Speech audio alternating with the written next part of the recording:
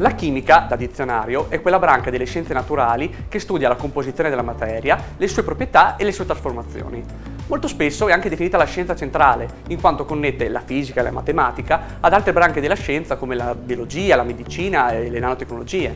Ma cosa significa dal punto di vista pratico? Beh, non è solo una serie di noiose formule da bilanciare su una lavagna, ma anzi è lo studio del comportamento di atomi e molecole che compongono noi e tutto ciò che ci circonda. Il modo in cui le molecole interagiscono determina il mondo in cui noi viviamo, le nostre forme, le nostre dimensioni e persino il perché delle nostre emozioni. Conoscerla e comprenderla è utile praticamente in tutti i campi.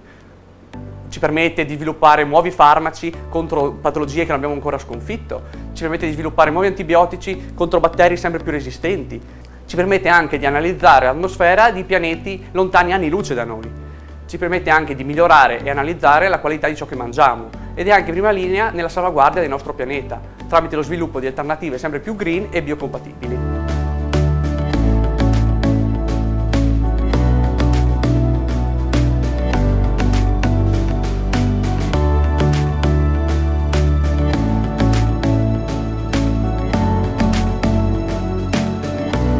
Ma perché dover studiare chimica proprio qui a Trieste? Dovete sapere che Trieste è stata scelta come città europea della scienza 2020 grazie alla sua grande tradizione scientifica e al gran numero di ricercatori che richiami ospita ogni anno.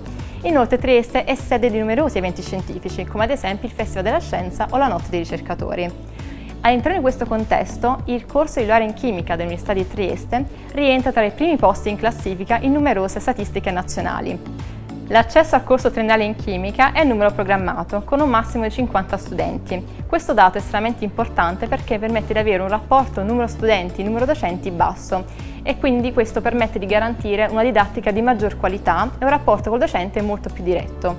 Inoltre il Dipartimento di Chimica offre e possiede numerose collaborazioni con diversi centri di eccellenza scientifici, quali ad esempio il Sincrotrone o il Centro di Riferimento Oncologico d'Aviano, ma non mancano anche importanti collaborazioni con aziende come la Illy Caffè.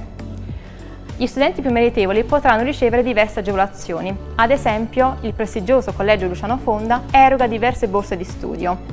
Personalmente posso dirvi che ho scelto Trieste perché ero allettata dall'offerta formativa di uno dei curriculum presenti nella laurea magistrale in chimica e tuttora posso dire che sono soddisfatta e davvero contenta di questa scelta.